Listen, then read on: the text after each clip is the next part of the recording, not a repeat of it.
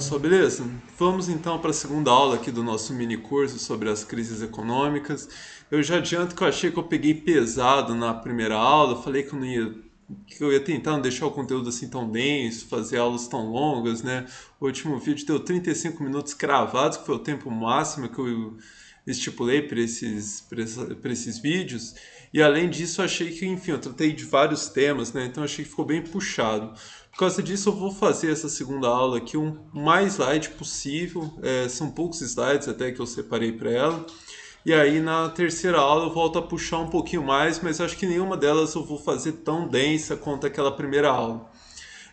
Os avisos, né? Os avisos que já são protocolares aqui, né? Nesses vídeos. Como que a tendência, né, que com o avançar dos vídeos, né, o canal vai perdendo engajamento, então é muito importante que nesses primeiros vídeos aí vocês interajam o máximo possível. Eu inclusive agradecer, eu estou gravando esse vídeo na terça e embora ele só vá ao ar na sexta-feira, então eu ainda não tenho, provavelmente, né, vai ter alguns outros comentários ali depois que eu ainda não vi, mas a gente já bateu o recorde aí de comentários nos vídeos aqui do canal, né? Pelo menos nos vídeos os vídeos que eu fiz, né? Então vamos tentar manter isso aí por máximo de tempo possível, que aí a gente vai chegar até o final, vai dar tudo certo. Então vamos lá, ó, segunda aula.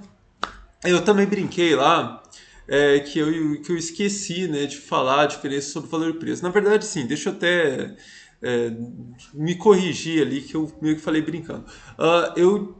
Na verdade, omiti ali no início da primeira aula, né, quando eu falo na questão das trocas, que o valor é aquela base racional a partir do qual a gente sabe até se a gente está levando vantagem ou desvantagem, né, numa troca. Lembra que eu falei isso lá no início da aula 1? Ali eu queria ter mencionado o preço, né? Mas eu, na verdade, mas desde o início eu tinha deixado para falar sobre o valor e preço agora. Então a minha falha foi só ali não ter mencionado essa questão. Então vamos lá. O pessoal que já passou, né, por outros vídeos aí, leu o Capital, texto sobre o Capital, sabe que essa discussão, assim, ela é muito embolada, tem várias questões, né, várias categorias que eu nem vou passar por aqui, tem uma questão de trabalho simples, trabalhos complexos, ou trabalho simples é a unidade do trabalho complexo. Todas essas questões elas não vão ser importantes, né, ou centrais ali para a discussão do mini curso, né? Então eu vou deixar isso meio que escanteado. Eu vou, como é uma questão importante e surgiram dúvidas ali, eu decidi trazer alguns números, né, que eu acho que deixa a questão um pouco mais didática, mas de novo, não é uma questão tão central assim para o que a gente vai discutir na sequência. Por isso eu vou manter a discussão num nível bem elementar. Aqui, deixa eu explicar para vocês essa tabela, que eu sei que tabela e números costuma dar uma assustada, né? Nessa primeira linha ali, eu separei, né? São três mercadorias e basicamente essas três mercadorias vão representar o conjunto da sociedade. Então vamos imaginar que a gente só produz três mercadorias. A gente só produz e só consome, portanto, três mercadorias. E ali na primeira linha tem o tempo de trabalho necessário para a produção de cada uma dessas mercadorias. Então precisa de 6 horas para produzir a mercadoria A, de 8 horas para produzir a mercadoria B e de 11 horas para produzir a mercadoria C. Nesse caso aqui, não tem então uma questão de trabalhos mais complexos e trabalhos simples, né? Todos os trabalhos são da mesma natureza, então o valor gerado por hora é o mesmo em todas essas fábricas, né? Então eu estou supondo ali que uma hora de trabalho equivale a R$ 4. Então, se a gente multiplicar, né, esse quatro reais, né, pelo tempo de trabalho, né, necessário para cada uma das mercadorias, a gente tem que o valor da mercadoria A, 6 vezes 4, 24, então R$ 24. A mercadoria B, 8 vezes 4, R$ 32. E a mercadoria C, 11 vezes 4, R$ 44. Então, isso aqui é o valor encarnado em uma unidade de cada uma dessas mercadorias. Mercadoria A, R$ 24, mercadoria B, R$ 32 e mercadoria C, R$ 44. O valor total gerado, portanto, se a gente soma 24 com 32 com 44, é R$ 100. Então, o valor total gerado, né, nessa sociedade, nesse exemplo, é R$ 100. veja que o que vai ser mais importante para a gente, porque eu vou continuar com esse exemplo, vai ser esses R$ 100.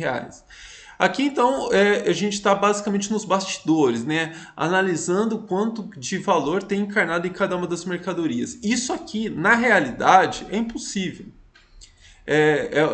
Existe, é uma questão, é uma determinante fundamental, ela está ali, só que a gente não tem condições de mensurar na realidade quanto de valor tem encarnado em cada mercadoria. Então, quando a gente vai precificar essas mercadorias, elas orbitam ali em torno do valor, podendo exceder muito mais, podendo ficar muito abaixo. Então aqui veja três situações, né? São as mesmas mercadorias, tem ali a mercadoria A, mercadoria B, mercadoria C. Aqui, como eu falei, né, que aqueles R$ 100, né, com o valor total gerado, que é o mais importante, ele está ali. E agora a gente vamos pensar numa situação 1.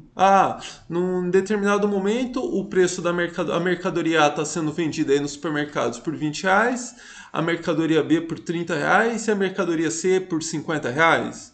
Passou um tempo, vamos pensar, até me trouxeram essa dúvida ali nos comentários do último vídeo, né?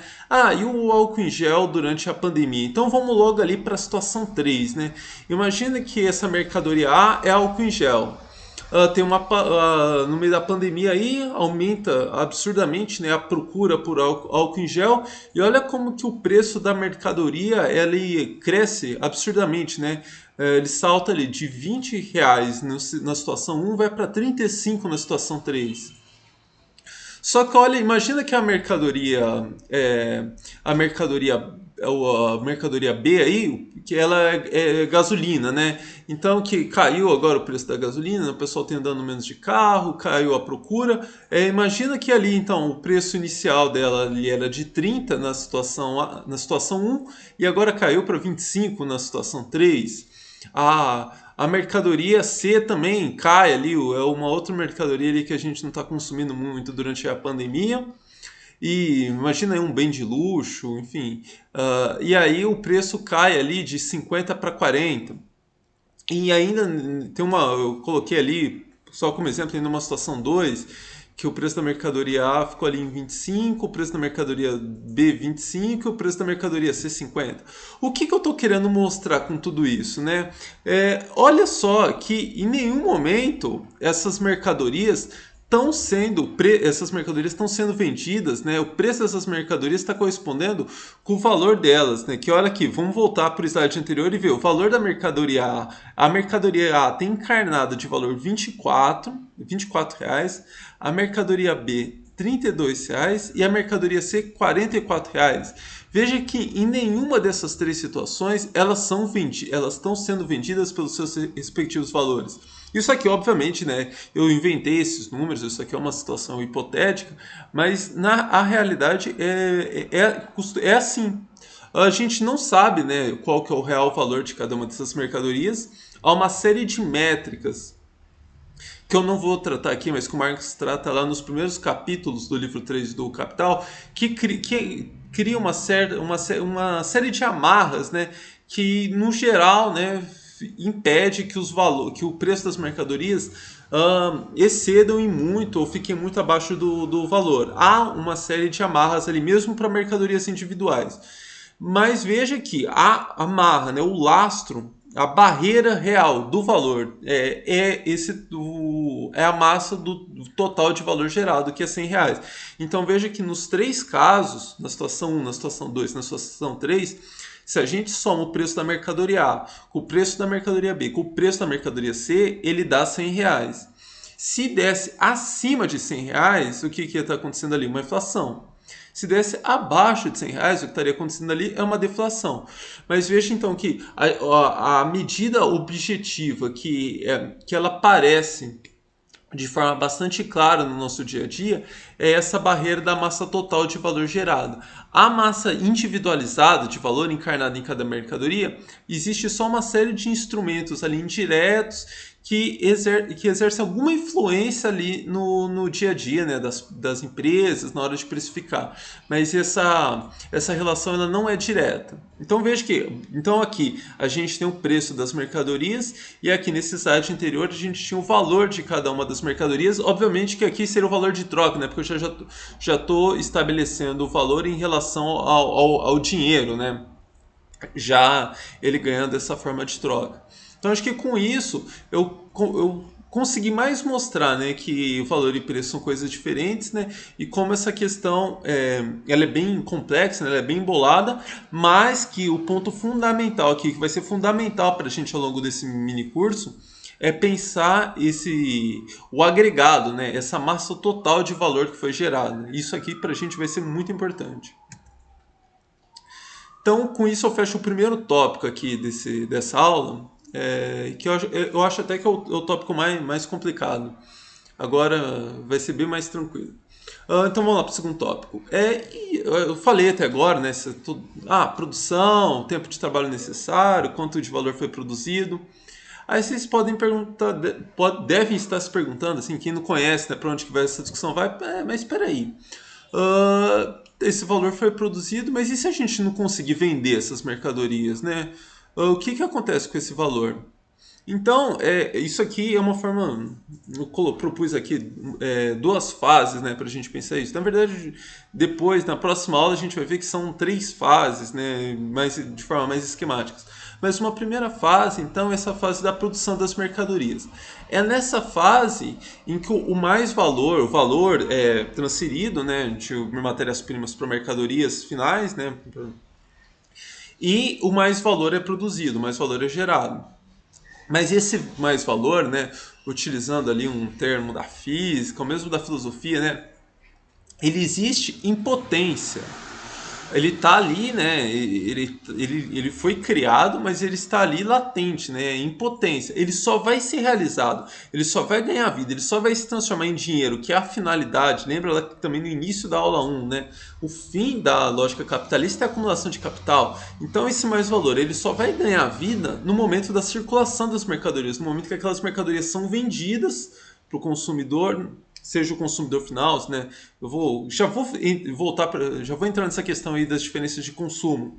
Mas então, quando essas mercadorias são vendidas e elas, portanto, aquele mais valor é convertido em dinheiro e volta lá para o capitalista. Veja que, curiosamente, isso aqui já agora, né, na primeira aula, eu poucas vezes, eu acho que em nenhum momento eu fiz referência às crises, né? Agora vocês vão reparar que a partir de agora, o tempo inteiro eu já vou começar a fazer referências às crises que, afinal de contas, elas são o objetivo do nosso mini curso, né? Quando a gente pensa, né, nas crises, elas quase sempre aparecem como um problema na fase da circulação. Então elas aparecem como, não há consumidores suficientes para a quantidade de mercadorias que foi produzida.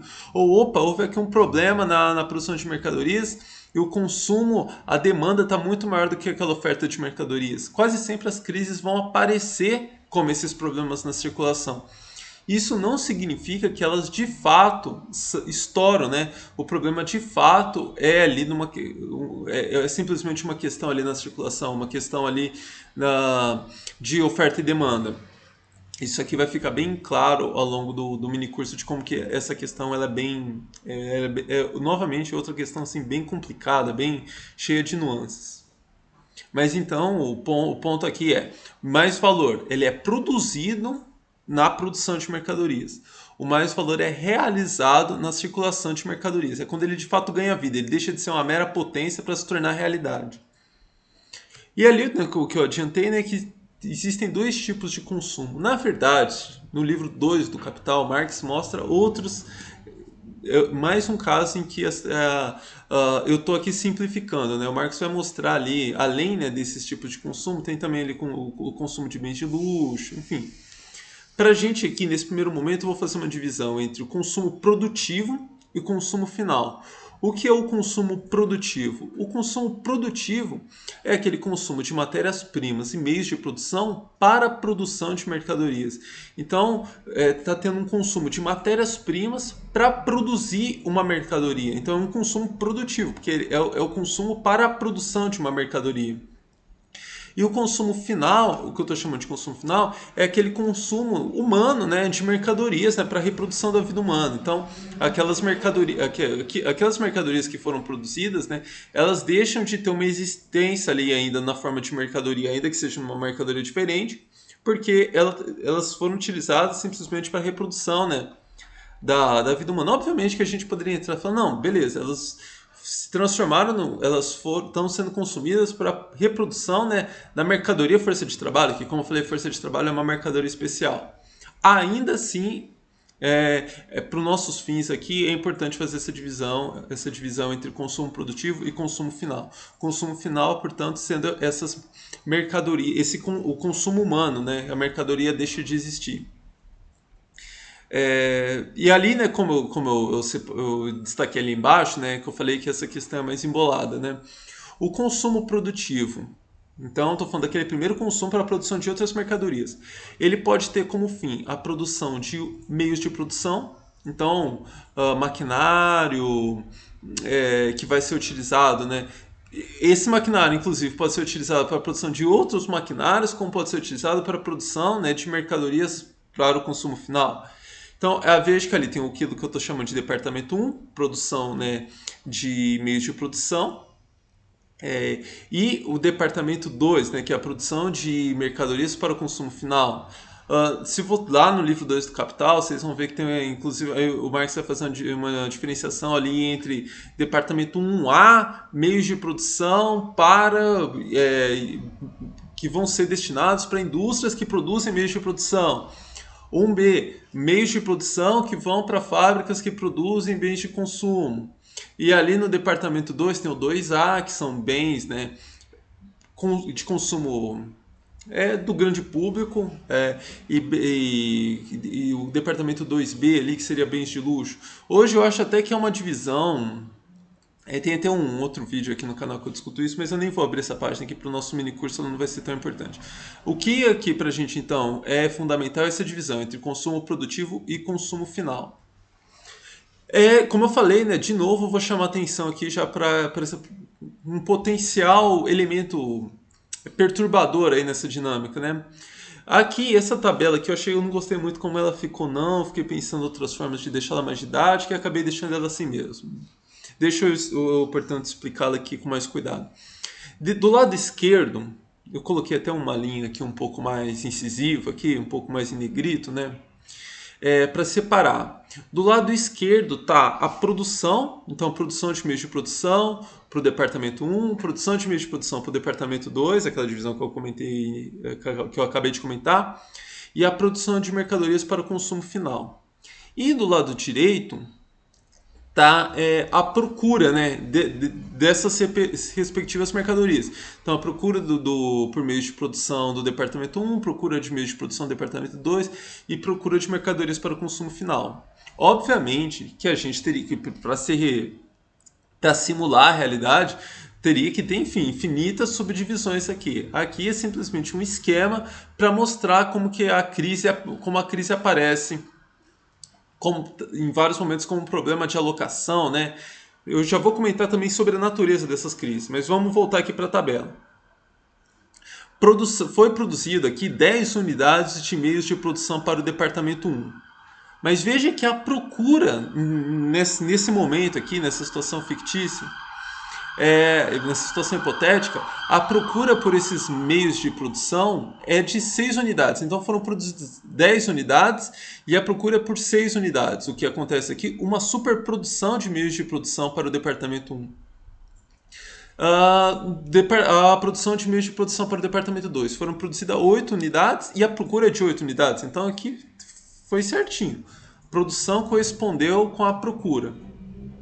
No terceiro caso, produção de mercadorias para o consumo final, né, foram produzidas só 6 unidades e a procura é de 10 unidades. Então aqui houve uma subprodução de mercadorias para o consumo final. Então veja que aqui há algumas crises, né? Tem-se de um lado uma superprodução de meios de produção para o departamento 1, ou seja, há meios de produção que vão ficar encalhados aí nos estoques, porque não tem procura por eles.